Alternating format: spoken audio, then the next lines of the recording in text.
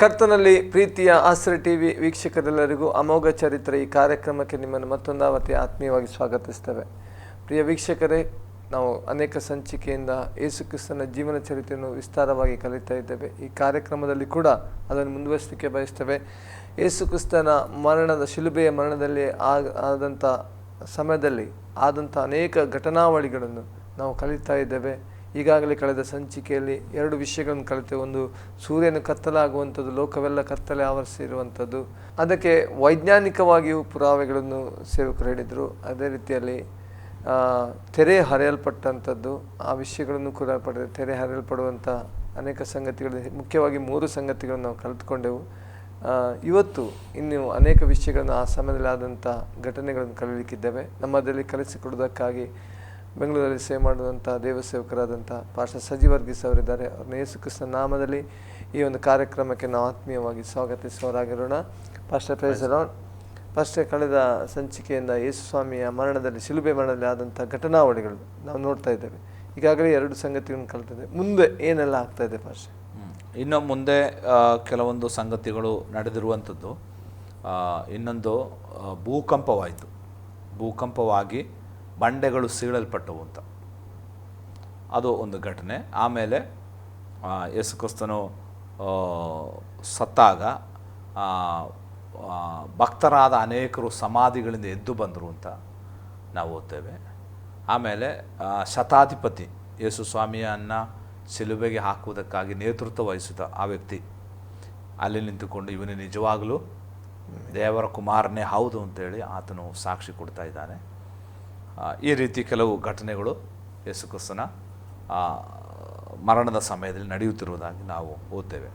ಅದರಲ್ಲಿ ಮುಖ್ಯವಾಗಿ ಮತ್ತಾಯನ ಸುವಾರ್ತೆ 27:52 ಬಂಡೆಗಳು ಸೀಳಿದವು ಎಂಬುದಾಗಿ ನಾವು ಓದ್ತೇವೆ. ಅಂದರೆ ಬಂಡೆಗಳು ಸೀಳಲಿಕ್ಕೆ ಕಾರಣ ಭೂಕಂಪವಾಯಿತು, ಒಂದು ದೊಡ್ಡ ಭೂಕಂಪ ಉಂಟಾಯಿತು ಎಂಬುದಾಗಿ ನಾವು ನೋಡ್ತೇವೆ. ಓದ್ತೀರಾ 27ನೇ ಅಧ್ಯಾಯದ 52ನೇ ವಾಕ್ಯ. ಭೂಮಿಯು ಅದರಿತು, ಬಂಡೆಗಳು ಸೀಳಿ ಹೋದವು, ಸಮಾಧಿಗಳು ತೆರೆದವು, ನಿದ್ದೆ ಹೋಗಿದ್ದ ಅನೇಕ ಭಕ್ತರ ದೇಹಗಳು ಎದ್ದವು ಎಂಬುದಾಗಿ.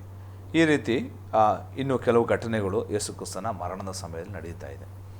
ಭೂಮಿ ಅದುರಿತು ಅಂದರೆ ಏನದು? ಭೂಕಂಪ ಉಂಟಾಯಿತು ಎಂಬುದಾಗಿ. ಯಾಕೆ ಆ ರೀತಿ ಭೂಕಂಪನ ಉಂಟಾಯಿತು ಎಂಬುದಾಗಿ ಏನು ಸ್ಪಷ್ಟತೆ ಇಲ್ಲ. ಆದರೆ ಸೃಷ್ಟಿಕರ್ತನು ಸೃಷ್ಟಿಗಳಿಗೋಸ್ಕರ ಅಲ್ಲಿ ಬಲಿದಾನವಾಗ್ತಾ ಇದ್ದಾನೆ. ಆ ಸಮಯದಲ್ಲಿ ಸೃಷ್ಟಿಗಳು ಆ ಮರಣವನ್ನು ಸಹಿಸಿಕೊಳ್ಳಲಿಕ್ಕೆ ಆಗದೆ ಮಾಡಿದಂಥ ಕೆಲವು ಕ್ರಿಯೆಗಳಾಗಿದೆ ಇವುಗಳೆಲ್ಲ. ಈಗಾಗಲೇ ನಾವು ನೋಡಿದೆವು, ಸೂರ್ಯನು ಕತ್ತಲಾದನು ಎಂಬುದಾಗಿ. 3 ಗಂಟೆಗಳ ಕಾಲ, 12 ಗಂಟೆಯಿಂದ 3 ಗಂಟೆ ತನಕ ಸೂರ್ಯನು ಕತ್ತಲಾದನು. ಭೂಮಿಯು ಸಹ ಅದೇ ರೀತಿ ಅದುರಿತು. ಅಂದರೆ ತನ್ನನ್ನು ಸೃಷ್ಟಿ ಮಾಡಿದ ಸೃಷ್ಟಿಕರ್ತನು ಪ್ರಾಣ ಬಿಡುವ ವೇದನೆಯನ್ನು ಸೃಷ್ಟಿಗೂ ಸಹ ನೋಡಲಿಕ್ಕೆ ಆಗಲಿಲ್ಲ. ಅದರ ಒಂದು ಪ್ರತಿಫಲನ ಅಂತ ಹೇಳ್ಬೋದು ಭೂಮಿ ಅದುರಿತು ಎಂಬುದಾಗಿ. ಈ ಭೂಮಿ ಅದರಿದಾಗ ಎಲ್ಲರಿಗೂ ಭೂಕಂಪ ಆಗಿರಬೇಕು. ಭೂಮಿಯ ಪೂರ್ತಿ ಭೂಮಿ ಅದರಿರಬೇಕು. ಭೂಮಿ ಅದರಂತ ಕೇವಲ ಪಾಲಸ್ತೀನಲ್ಲಿ ಮಾತ್ರ ಉಂಟಾದಂತಹ ಒಂದು ಪ್ರತಿಫಲನ ಅಲ್ಲ, ಅದು ಇಡೀ ಭೂಮಿಗೆ ಉಂಟಾದಂಥ ಒಂದು ಪ್ರತಿಫಲನ. ಅಂದರೆ ಇವುಗಳೆಲ್ಲ ಒಂದು ಸಂಗತಿಯನ್ನು ನಮಗೆ ಸಾಕ್ಷೀಕರಿಸುವಂಥದ್ದಾಗಿದೆ. ಯಾಕಂದರೆ ಸೃಷ್ಟಿಕರ್ತನು, ನಿಜವಾದ ದೇವರು ಈ ಲೋಕಕ್ಕೆ ಬಂದು ಮಾನವ ಕುಲಕ್ಕೋಸ್ಕರ ಆತನು ಪ್ರಾಣವನ್ನು ಬಿಡ್ತಾ ಇದ್ದಾನೆ. ಜನರಿಗೆ ನಂಬುವುದಕ್ಕಾಗಿ, ಆ ಸತ್ಯವನ್ನು ಅರ್ಥ ಮಾಡಿಕೊಳ್ಳುವುದಕ್ಕಾಗಿ ಒಂದು ಸೂಚನೆಗಳಾಗಿತ್ತು ಇವುಗಳೆಲ್ಲ ಎಂಬುದಾಗಿ ನಾವು ಕಲಿಯಬಹುದು. ನಾನು ಈ ಭಾಗಗಳನ್ನೆಲ್ಲ ಕಲಿತಾಗ ಇಷ್ಟೆಲ್ಲ ಪ್ರತ್ಯಕ್ಷವಾದಂತಹ ಸೂಚನೆಗಳು ಉಂಟಾಗಿಯೋ ಯಹೂದ್ಯರು ಯೇಸು ಕ್ರಿಸ್ತನನ್ನು ನಂಬಲಿಲ್ಲ ಎಂಬುದಾಗಿ. ನೋಡಿ, ಎಷ್ಟು ಕಠಿಣವಾದ ಹೃದಯಗಳು ಅವರು ಎಂಬುದಾಗಿ ನಾವು ನೋಡ್ತೇವೆ. ಅದರಿಂದ ಭೂಮಿ ಕಂಪನಗೊಂಡಿತು. ಆಮೇಲೆ ಬಂಡೆಗಳು ಸೀಳಿದವು ಎಂಬುದಾಗಿ. ನಾನು ಅನೇಕ ಬಂಡೆಗಳಿಗೆ ಹೋಗಿದ್ದೇನೆ, ಸೀಳಲ್ಪಡದಂಥ ಯಾವ ಬಂಡೆನೂ ನೋಡಿಲ್ಲ. ನೀವು ಯಾವ ಬಂಡೆಗೆ ಹೋಗಿ, ಆ ಬಂಡೆ ಎಲ್ಲ ಏನಾಗಿದೆ? ಸೀಳಲ್ಪಟ್ಟಿದೆ. ಒಂದು ವೇಳೆ ಅದಕ್ಕಿಂತ ಮುಂಚೆ ಬಂಡೆಗಳು ಸೀಳಿರಲಿಕ್ಕಿಲ್ಲ. ಯೇಸು ಕ್ರಿಸ್ತನ ಮರಣದಲ್ಲಿ ಉಂಟಾದಂತಹ ಆ ಪ್ರತಿಫಲನ, ಭೂಮಿ ಅದುರಿದಾಗ ಉಂಟಾದಂತಹ ಏನಾಗಿದೆ? ಪ್ರತಿಫಲನವಾಗಿದೆ. ಎಲ್ಲ ಬಂಡೆಗಳು ಸೀಳಲ್ಪಟ್ಟಿತು. ಯಾಕಂದರೆ ಯೇಸು ಕ್ರಿಸ್ತನನ್ನು ಬಂಡೆಗೆ ಹೋಲಿಸಿ ಬೈಬಲ್ನಲ್ಲಿ ಬರೆಯಲಾಗಿದೆ. ಆತನು ಮೂಲೆಗಲ್ಲು ಅಲ್ವಾ? ಪೇತ್ರನ ಹೇಳಿದ, ಈ ಬಂಡೆಯ ಮೇಲೆ ನಾನು ನನ್ನ ಸಭೆಯನ್ನು ಕಟ್ಟುವೆನು. ಪೆಟ್ರಾ ಎಂಬುದಾಗಿ ಗ್ರೀಕ್ ಭಾಷೆಯಲ್ಲಿ ಬಂಡೆಗೆ ಉಪಯೋಗಿಸಿರುವಂಥದ್ದು. ಅಂದರೆ ಈ ಬಂಡೆ ಅಂದರೆ ಕ್ರಿಸ್ತನೆಂಬ ಬಂಡೆಯ ಮೇಲೆ ಈ ಸಭೆ ಕಟ್ಟಲ್ಪಟ್ಟಿದೆ. ಅಂದರೆ ಕ್ರಿಸ್ತನನ್ನ ಬಂಡೆ, ನಾವು 1 ಕೊರಿಂಥಿ ಪತ್ರಿಕೆ 10ನೇ ಅಧ್ಯಾಯದಲ್ಲಿ ಯುಗಗಳ ಬಂಡೆ ಅಂತ, ನೀವು ಅನುಗಮಿಸುತ್ತಿದ್ದ ಆ ಬಂಡೆ ಯಾವುದಾಗಿತ್ತು? ಕ್ರಿಸ್ತನಾಗಿದ್ದನು ಎಂಬುದಾಗಿ ಅಪೊಸ್ತಲನಾದ ಪೌಲ ಹೇಳ್ತಾ ಇದ್ದಾರೆ. ಆ ಬಂಡೆ ಸೀಳಿ ಅಲ್ಲಿಂದ ಏನಾಯಿತು? ನೀರು ಬಂದದಾಗಿ ನಾವು ನೋಡ್ತೇವೆ. ಆದ್ದರಿಂದ ಯೇಸು ಕ್ರಿಸ್ತನು ಶಿಲುಬೆಯಲ್ಲಿ ಏನು ಪ್ರಾಣ ಕೊಟ್ಟಾಗ ಆ ಬಂಡೆ ಸೀಳಿತು, ತೆರೆ ಏನು ಹರಿದ ಹಾಗೆ ಬಂಡೆ ಸೀಳಿತು. ಆ ಬಂಡೆ ಸೀಳಿ ನಮಗೆ ಆ ಜೀವಕರವಾದ ನೀರು ಸಿಕ್ಕಿತು. ರಕ್ಷಣೆ ಎಂಬ ಆ ಜೀವಕರವಾದ ನದಿ ನಮಗೆ ಹರಿದು ಬಂದದ್ದು ಯೇಸು ಕ್ರಿಸ್ತನ ಶಿಲುಬೆಯಲ್ಲಿ ಸೀಳಲ್ಪಟ್ಟದ್ರಿಂದ. ಅದಕ್ಕೆ ಒಂದು ಗುರುತಾಗಿ ಭೂಮಿಯಲ್ಲಿರುವ ಎಲ್ಲ ಬಂಡೆಗಳು ಏನಾಯಿತು? ಸೀಳಲ್ಪಟ್ಟಿತು. ಸೀಳಲ್ಪಡದ ಬಂಡೆಗಳಿಲ್ಲ. ಆದ್ದರಿಂದ ಯೇಸು ಕ್ರಿಸ್ತನು ಈ ಲೋಕಕ್ಕೆ ಬಂದು ಮಾನವರ ರಕ್ಷಣಾರ್ಥ ಆತನು ಪ್ರಾಣ ಕೊಟ್ಟದ್ದು ನಿಜ ಎಂಬುದಾಗಿ ಪ್ರಕೃತಿ ಸ್ಪಷ್ಟಪಡಿಸ್ತಾ ಇದೆ. ನಾವು ರೋಮ ಪತ್ರಿಕೆ 1ನೇ ಅಧ್ಯಾಯ 19-20 ವಾಕ್ಯ ಓದುವಾಗ ಆ ವಾಕ್ಯ ಒಮ್ಮೆ ದಯಮಾಡಿ ಓದ್ತೀರಾ? ಯಾಕಂದರೆ ದೇವರ ವಿಷಯವಾಗಿ ತಿಳಿಯಬಹುದಾದದ್ದು ಅವರ ಮನಸ್ಸಿಗೆ ಸ್ಪಷ್ಟವಾಗಿ ತಿಳಿದದೆ. ಅವರ ಮನಸ್ಸಿಗೆ ನೋಡ್ರಿ, ದೇವರ ಬಗ್ಗೆ ಒಬ್ಬ ವ್ಯಕ್ತಿಗೆ ಸ್ಪಷ್ಟವಾಗಿ ತಿಳಿಯುವುದಕ್ಕೆ ಬೇಕಾದ ಎಲ್ಲ ಗುರುತುಗಳನ್ನು ದೇವರು ಈ ಭೂಮಿಯಲ್ಲಿ ಇಟ್ಟಿದ್ದಾನೆ. ಪೌಲ ಹೇಳ್ತಾ ಇದ್ದಾನೆ, ದೇವರ ಬಗ್ಗೆ ತಿಳಿಯಬಹುದಾದ ಸ್ಪಷ್ಟವಾದ ಅವರಿಗೆ ಗುರುತುಗಳು ಅವರ ಮನಸ್ಸಿಗೆ ಏನಾಗಿದೆ? ತಿಳಿದಿದೆ. ಆಮೇಲೆ ಅದನ್ನು ಅವರಿಗೆ ದೇವರೇ ಸ್ಪಷ್ಟವಾಗಿ ತಿಳಿಸಿದನು. ಹೇಗೆಂದರೆ ಕಣ್ಣಿಗೆ ಕಾಣದಿರುವ ಆತನ ಗುಣಲಕ್ಷಣಗಳು, ಅಂದರೆ ಆತನ ನಿತ್ಯ ಶಕ್ತಿಯು ದೈವತ್ವವು ಜಗದುತ್ಪತ್ತಿಗೆ ಮೊದಲುಗೊಂಡು ಆತನು ಮಾಡಿದ ಸೃಷ್ಟಿಗಳ ಮೂಲಕ ಬುದ್ಧಿಗೆ ಗೊತ್ತಾಗಿ ಕಾಣಬರುತ್ತದೆ. ಹೀಗಿರುವುದರಿಂದ ಅವರು ಉತ್ತರವಿಲ್ಲದವರಾಗಿದ್ದಾರೆ.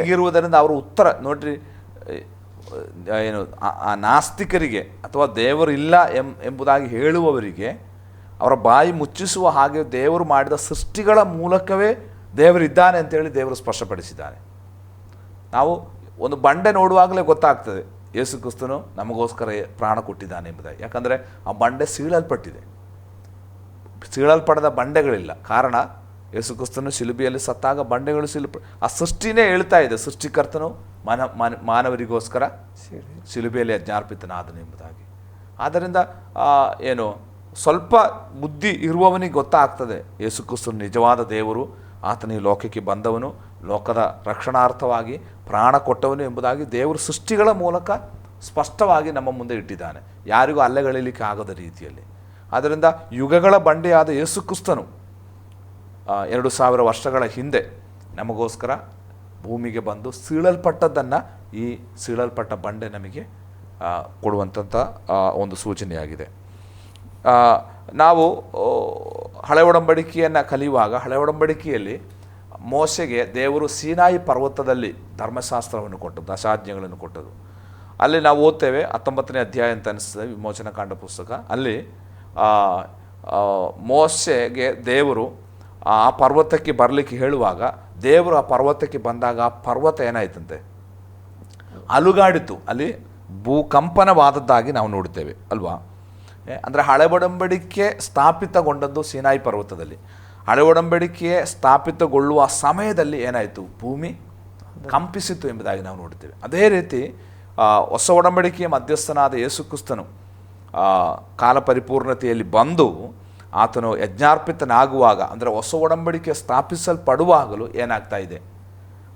ಅಲ್ಲಿ ಭೂಮಿ ಕಂಪಿಸಿ ಬಂಡೆಗಳು ಸೀಳುತ್ತಿರುವುದಾಗಿ ನಾವು ಆ ಭಾಗದಲ್ಲಿ ನೋಡ್ತೇವೆ. ಈ ರೀತಿಯಾದಂತಹ ಘಟನೆಗಳು ಯೇಸು ಕ್ರಿಸ್ತನ ಶಿಲುಬೆಯ ಸಮಯದಲ್ಲಿ ನಡೀತಾ ಇದೆ. ಇನ್ನು ನಾವು ಅಲ್ಲಿ ಓದಿದ್ದು ಮತ್ತ 27:53 ಸತ್ತವರು ಏನು ಮಾಡಿದ್ರಂತೆ? ಸಮಾಧಿಗಳು ತೆರೆದವು. ನಿದ್ದೆ ಹೋಗಿದ್ದ ಅನೇಕ ಭಕ್ತರ ದೇಹಗಳು ಎದ್ದವು. ಎಲ್ಲರ ದೇಹಗಳು ಎದ್ದು ಬರಲಿಲ್ಲ. ನಿದ್ದೆ ಹೋದ ಅನೇಕ ಭಕ್ತರ ದೇಹಗಳೇನಾಯ್ತಂತೆ? ಎದ್ದು ಬಂದವು. ಇದು ಸತ್ಯವೇದದ ಆಧಾರದಲ್ಲಿ ಯಾಕೆ ಸತ್ತವರು ಎದ್ದು ಬಂದರು ಎಂಬುದಾಗಿ ನಮಗೆ ಗೊತ್ತಿಲ್ಲ. ಇನ್ನೊಂದು ಸುವಾರ್ತೆಯಲ್ಲಿ ಓದ್ತೇವೆ, ಅವರು ಅನೇಕ ದಿವಸಗಳು ಯೆರೂಸಲೇಮಿನಲ್ಲಿ ಅಲ್ಲೇ ಇದೆಯಲ್ಲ, ಓದಿಯ ಮುಂದೆ. ಮತ್ತು ಆತನು ಎದ್ದ ಮೇಲೆ ಸಮಾಧಿಗಳೊಳಗಿಂದ ಹೊರಗೆ ಬಂದು ಪರಿಶುದ್ಧ ಪಟ್ಟಣದೊಳಗೆ ಹೋಗಿ ಅನೇಕರಿಗೆ ಕಾಣಿಸಿಕೊಂಡರು. ಅಂದರೆ ಈ ಸಮಾಧಿ ಒಳಗಿಂದ ಎದ್ದು ಬಂದಂತಹ ಭಕ್ತರು ಯೇಸು ಕ್ರಿಸ್ತನು ಎದ್ದು ಬಂದ ಮೇಲೆ ಯೇಸುಕ್ರಿಸ್ತನ ಹೇಳುವುದಕ್ಕಿಂತ ಮುಂಚೆ ಅಲ್ಲ, ಸ್ಪಷ್ಟವಾಗಿ ಅಲ್ಲಿ ಬರೆದಿದೆ, ಆತನು ಎದ್ದು ಬಂದ ಮೇಲೆ, ಯಾರು 3ನೇ ದಿವಸ ಯೇಸುಕ್ರಿಸ್ತನ ಎದ್ದು ಬಂದ ಮೇಲೆ ಇವರು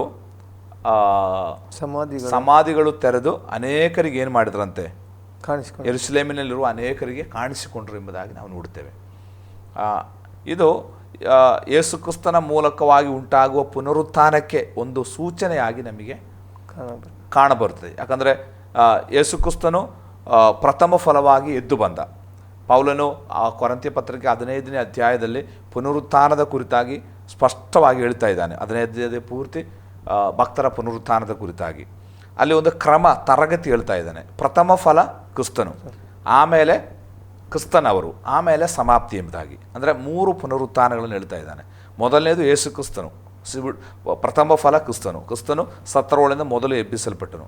ಅಂದರೆ ಅಲ್ಲಿ ನಾವು ಅರ್ಥ ಮಾಡಿಕೊಳ್ಳಬೇಕಾದ್ದು ಆ ಪುನರುತ್ಥಾನ, ಕ್ರಿಸ್ತನ ಪುನರುತ್ಥಾನ ಏನು ಪ್ರಥಮ ಪುನರುತ್ಥಾನ ಆಗಲಿಕ್ಕೆ ಕಾರಣ ಯೇಸು ಕ್ರಿಸ್ತನು ಸತ್ತವರೊಳಗಿಂದ ಎಬ್ಬಿಸಲ್ಪಟ್ಟವರಲ್ಲಿ ಮೊದಲು ಅಂತ ಅಲ್ಲ ಅದರ ಅರ್ಥ.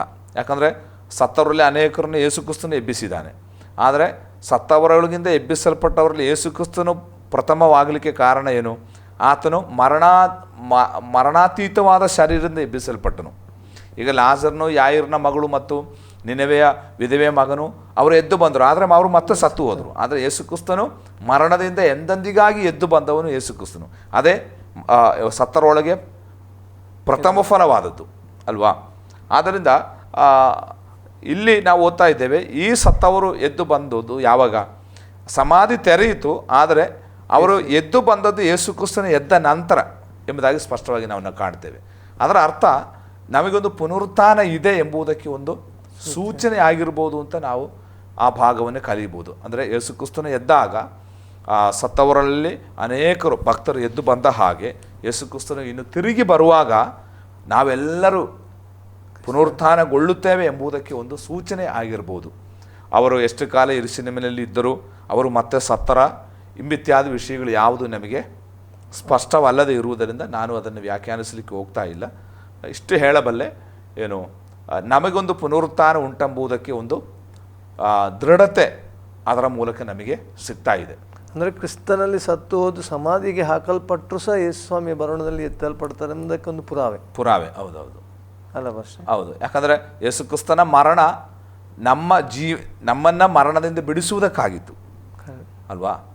ಮನುಷ್ಯ ಕುಲವೆಲ್ಲ ಪಾಪದ ಮೂಲಕ ಮರಣ ಅನುಭವಿಸಿತು, ನಮ್ಮ ಆತ್ಮ ಸತ್ತು ಹೋಗಿತ್ತು. ಆದಾಮನಿಗೆ ದೇವರು ಹೇಳಿದ್ದು, ನೀನು ತಿಂದ ದಿವಸವೇ ಸಾಯ್ತಿ ಎಂಬುದಾಗಿ ಅಲ್ವಾ? ಅವರು ಸತ್ತರು. ಯಾವ ಮರಣ ಅದು? ಶಾರೀರಿಕ ಮರಣ ಅಲ್ಲ, ಅವರ ಆತ್ಮಿಕ ಮರಣ. ನಾನು ನಿಮಗೆ ಹೇಳಿದೆ, ದೇಹ, ಪ್ರಾಣ ಮತ್ತು ಆತ್ಮ, ಅದರಲ್ಲಿ ಸತ್ತು ಹೋಗಿರೋ ಭಾಗ ಯಾವುದು? ನಮ್ಮ ಆತ್ಮಕ್ಕೆ ಮರಣ ಸಮೇತ. ಪಾಪ ಮಾಡಿದ ವ್ಯಕ್ತಿಗಳೆಲ್ಲ ಆತ್ಮಿಕ ಸತ್ತು ಹೋದವರು. ಯೇಸು ಕ್ರಿಸ್ತನನ್ನು ಅರಿಯದವರೆಲ್ಲ ಆತ್ಮಿಕವಾಗಿ ಸತ್ತವರು ಬೈಬಲ್ನ ಪ್ರಕಾರ. ಯೇಸು ಕ್ರಿಸ್ತನ ಅವರ ಜೀವಿತಕ್ಕೆ ಬರುವಾಗ ಅವರ ಆತ್ಮಕ್ಕೆ ಏನಾಯಿತು? ಅದೇ ಆತ್ಮದಲ್ಲಿ ಹುಟ್ಟುವುದು ಎಂಬುದಾಗಿ ಹೇಳಿದ್ರೇನು? ಆತ್ಮಕ್ಕೆ ಏನಾಯಿತು? ಜೀವ ಬರ್ತಾ ಇದೆ ಅಲ್ವಾ? ಅದೇ ಆತ್ಮಿಕ ಮರಣದಿಂದ ನಮ್ಮನ್ನು ವಿಮೋಚಿಸುವುದಕ್ಕಾಗಿ ಯೇಸು ಕ್ರಿಸ್ತನ ಶಿಲುಬೆಯಲ್ಲಿ ನಮಗೋಸ್ಕರ ಸತ್ತದು. ಆದ್ದರಿಂದ ಏನು ಭಕ್ತರಾಗಿ ಸತ್ತಂತಹ ಅನೇಕರು ಯೇಸು ಕ್ರಿಸ್ತನ ಮರಣದಲ್ಲಿ ಎದ್ದು ಬಂದರು ಅಂತ ಅದರ ನಮಗೆ ಕೊಡುವಂತಹ ಸಂದೇಶ ಏನು ಅದರಿಂದ ಅಂತಂದರೆ, ನಾವು ಸಹ ಯೇಸು ಕ್ರಿಸ್ತನ ನಂಬುವಾಗ ನಮಗೂ ಸಹ ಒಂದು ಪುನರುತ್ಥಾನ ಉಂಟಾಗ್ತದೆ. ನಾವು ಸಹ ಸತ್ತು ಏನು ಮಣ್ಣು ಪಾಲು ಆಗುವವರಲ್ಲ.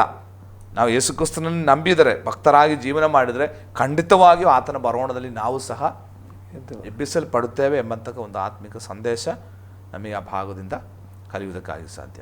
ಇನ್ನು ನಾವು ಮುಂದಕ್ಕೆ ಹೋಗುವುದಾದರೆ ಲೂಕನ ಸುವಾರ್ತೆ 23ನೇ ಅಧ್ಯಾಯದ 47 ಮತ್ತು ಅದೇ ಮತ್ತಾಯನ ಸುವಾರ್ತೆ 27ನೇ ಅಧ್ಯಾಯದ 54ನೇ ವಾಕ್ಯ ಓದಿ. ಮುಂದಿನ ವಾಕ್ಯ, ಶತಾಧಿಪತಿಯು ಮತ್ತು ಅವನ ಸಂಗಡ ಯೇಸುವನ್ನು ಕಾಯುತ್ತಿದ್ದವರು ಭೂಕಂಪವನ್ನು ನಡೆದ ಸಂಗತಿಗಳನ್ನು ನೋಡಿ ಬಹಳವಾಗಿ ಹೆದರಿಕೊಂಡು ನಿಜವಾಗಿ ಈತನು ದೇವಕುಮಾರನಾಗಿದ್ದನು ಅಂದರು. ನಿಜವಾಗಿ ಈತನು ಯಾರಾಗಿದ್ದಾನೆ? ದೇವಕುಮಾರನಾಗಿದ್ದನು. ಅಲ್ಲಿ ನಡೆದಂಥ ಇನ್ನೊಂದು ಘಟನೆ, ಯೇಸು ಸ್ವಾಮಿಯನ್ನು ಶಿಲುಬೆಗೆ ಹಾಕುವುದಕ್ಕೆ ನೇತೃತ್ವ ವಹಿಸಿದಂತಹ ಶತಾಧಿಪತಿ, ಒಬ್ಬ ರೋಮನ್ ಸೋಲ್ಜರ್, ಅವನು ಹೇಳ್ತಾ ಇದ್ದಾನೆ, ಇವರು ನಿಜವಾಗಿ ಯಾರು? ದೇವಕುಮಾರ. ಯಾಕಂದರೆ ಅನೇಕ ಖೈದಿಗಳಿಗೆ ಮರಣಶಿಕ್ಷೆ ವಿಧಿಸಿ ಶಿಲುಬೆಗೆ ಹಾಕಿಸಿದ ವ್ಯಕ್ತಿ ಆತ. ಅನೇಕ ಏನು ಶಿಲುಬೆ ಮರಣಕ್ಕೆ ಸಾಕ್ಷಿ ವಹಿಸಿ ಅದಕ್ಕೆ ನೇತೃತ್ವ ವಹಿಸಿದಂತಹ ಐ ವಿಟ್ನೆಸ್ ಅವನು. ಆದರೆ ಈ ತನಕ ಕಾಣದಂತಹ ಒಂದು ಮರಣ ಯೇಸುವಿನ ಮರಣ. ಆದ್ದರಿಂದ ಅವನಿಗೆ ಈ ಘಟನಾವಳಿಗಳೆಲ್ಲ ನೋಡಿದಾಗ ಒಂದು ಸಂಗತಿ ಅರ್ಥವಾಯಿತು, ಇವನು ಯಾರಾಗಿದ್ದಾನೆ, ನಿಜವಾಗಿ ಇವನು ದೇವಕುಮಾರನೇ ಎಂಬುದು ಆತನನ್ನು ಏನು ಶಿಲುಬೆಗೆ ಹಾಕಿದ ನ್ಯಾಯಾಧಿಪತಿಯೇ ಸಾಕ್ಷೀಕರಿಸ್ತಾ ಇದ್ದಾನೆ. ಯೇಸುಕ್ರಿಸ್ತನ ಮರಣಕ್ಕೆ ಅನೇಕ ಪ್ರತ್ಯೇಕತೆಗಳಿದೆ ನೋಡ್ರಿ. ಯೇಸುಕ್ರಿಸ್ತನನ್ನು ನ್ಯಾಯ ವಿಚಾರಿಸಿದಂಥ ಪಿಲಾತನು ಪದೇ ಪದೇ ಹೇಳಿದಂಥ ಒಂದು ಮಾತು, ಈತನಲ್ಲಿ ನಾನು ಯಾವ ತಪ್ಪನ್ನು ಕಾಣ್ತಾ ಇಲ್ಲ. ಆತನ ಹೆಂಡತಿ ಕ್ಲೌಡಿಸ್, ಪಿಲಾತನ ಹೆಂಡತಿ ಬಂದು ಸೇವಕನನ್ನು ಕಳಿಸಿ ಹೇಳ್ತಾನೆ, ಆತನೊಬ್ಬ ನೀತಿವಂತನು, ಆತನ ವಿಚಾರದಲ್ಲಿ ನೀನು ಒಡನಾಡಬೇಡ ಎಂಬುದಾಗಿ ಅಲ್ವಾ. ಪಿಲಾತನ ಹೆಂಡತಿ. ಆಮೇಲೆ ಪಿಲಾತನು ಯೇಸುಕ್ರಿಸ್ತನನ್ನು ಹೆರೋದ ಅಂತಿಪನ ಬಳಿಗೆ ಕಳಿಸಿದ ನ್ಯಾಯ ವಿಚಾರಣೆಗಾಗಿ. ಹೆರೋದ ಅಂತಿಪ ಏನು ಹೇಳಿದ, ಇವನಲ್ಲಿ ನಾನು ಮರಣಕರವಾದ ಯಾವ ತಪ್ಪನ್ನು ಕಾಣ್ತಾ ಇಲ್ಲ ಅಂತೇಳಿ ಒಂದು ಒಳ್ಳೆಯ ಒಲ್ಲಿಯನ್ನು ಆತನಿಗೆ ಒದಿಸಿ ಕಳಿಸಿಬಿಟ್ಟ ಅಂತ ಅಲ್ವಾ. ಅವಾಗ ಕೆಲವು ಹಿಂದಿನ ತರಗತಿಯಲ್ಲಿ ನಾವು ನೋಡಿದೆವು. ಅಂದರೆ ಹೆರೋದ ಅಂತಿಪನಿಗೂ ಯೇಸುಕ್ರಿಸ್ತನ ಮೇಲೆ ಯಾವ ತಪ್ಪು ಕಾಣಲಿಲ್ಲ. ಆಮೇಲೆ ಯೇಸುಕ್ರಿಸ್ತನನ್ನು ತೋರಿಸಿಕೊಟ್ಟ ಯೂದ, 30 ಬೆಳ್ಳಿ ನಾಣ್ಯಗಳಿಗೆ ಯೇಸು ಸ್ವಾಮಿಯನ್ನು ತೋರಿಸಿಕೊಟ್ಟ ಯೂದ ಕೊನೆಗೆ ಏನು ಹೇಳಿದ, ನಾನೊಬ್ಬ ನೀತಿವಂತನನ್ನು, ನಿರ್ದೋಷವಾದ ರಕ್ತವನ್ನು ನಾನು ತೋರಿಸಿಕೊಟ್ಟೆ ಅಂತ. ಅವನ ಹಣವನ್ನು ದೇವಾಲಯದಲ್ಲಿ ಯಾಜಕರ ಬಳಿಯಲ್ಲಿ ಚೆಲ್ಲಿಬಿಟ್ಟು ಏನು ಮಾಡಿದ, ಪಶ್ಚಾತ್ತಾಪದಿಂದ ಆತ್ಮಹತ್ಯೆ ಮಾಡಿಕೊಂಡ ಅಂತ ನಾವು ಓದ್ತೇವೆ. ಅಂದರೆ ಯೇಸುಕ್ರಿಸ್ತನಿಗೆ ವಿರೋಧವಾಗಿ ನಿಂತಂಥವನೇ ಹೇಳ್ತಾ ಇದ್ದಾನೆ, ನಾನು ಒಬ್ಬ ನೀತಿವಂತನನ್ನು ತೋರಿಸಿಕೊಟ್ಟೆ ಅಂತೇಳಿ ಅಲ್ವಾ. ಆಮೇಲೆ ನಾವು ಕ್ರೂಜೆಯಲ್ಲಿ ಯೇಸುಕ್ರಿಸ್ತನೊಟ್ಟಿಗೆ ಇದ್ದಂತಹ ಕಳ್ಳರಲ್ಲಿ ಒಬ್ಬ ಹೇಳ್ತಾ ಇದ್ದಾನೆ, ಈತನೊಬ್ಬ ನೀತಿವಂತನು, ಯಾಕಂದರೆ ಈತನು ತಪ್ಪೇನೂ ಮಾಡಲಿಲ್ಲ ಎಂಬುದಾಗಿ. ರೋಮಿನ ಶತಾಧಿಪತಿ ಈಗಾಗಲೇ ನೋಡಿದೆವು. ಇವರೆಲ್ಲರೂ ಹೇಳಿದಂತಹ ಮಾತು, ಈತನಲ್ಲಿ ಯಾವ ತಪ್ಪು ಅಪರಾಧವೂ ಇಲ್ಲ ಎಂಬುದಾಗಿ. ಈತನು ನೀತಿವಂತನು, ತಪ್ಪಿಲ್ಲದವನು, ನಿರ್ದೋಷಿ, ದೇವಕುಮಾರ ಎಂಬುದಾಗಿ ಈ ಎಲ್ಲ ವ್ಯಕ್ತಿಗಳು ಯೇಸುಕ್ರಿಸ್ತನ ಕುರಿತಾಗಿ ಸಾಕ್ಷೀಕರಿಸಿದ್ದಾಗಿ ನಾವು ನೋಡ್ತೇವೆ. ಆಮೇಲೆ ಬರೆದಂತಹ ಪತ್ರಿಕೆಗಳನ್ನು ನಾವು ಕಲಿಯೋದು, ಪೇತ್ರನ ಹೇಳ್ತಾ ಇದ್ದಾನೆ ಈತನು ಪಾಪ ಮಾಡದವನು ಎಂಬುದಾಗಿ. ಯೋಹಾನ ಹೇಳ್ತಾ ಇದ್ದಾನೆ ಪಾಪ ವಿಲ್ಲದವನು ಎಂಬುದಾಗಿ. ಪೌಲ ಹೇಳ್ತಾ ಇದ್ದಾನೆ ಪಾಪ ಜ್ಞಾನವಿಲ್ಲದವನು ಎಂಬುದಾಗಿ. ಈ ರೀತಿ ಏನು ದೇವರ ವಾಕ್ಯ ಮತ್ತು ಯೇಸುಕ್ರಿಸ್ತನ ಮರಣಕ್ಕೆ ಸಾಕ್ಷಿ ವಹಿಸಿದ, ತೀರ್ಪು ಕೊಟ್ಟಂಥವರೇ ಹೇಳಿದರು ಈತನಲ್ಲಿ ಯಾವ ಪಾಪವೂ ಇಲ್ಲ.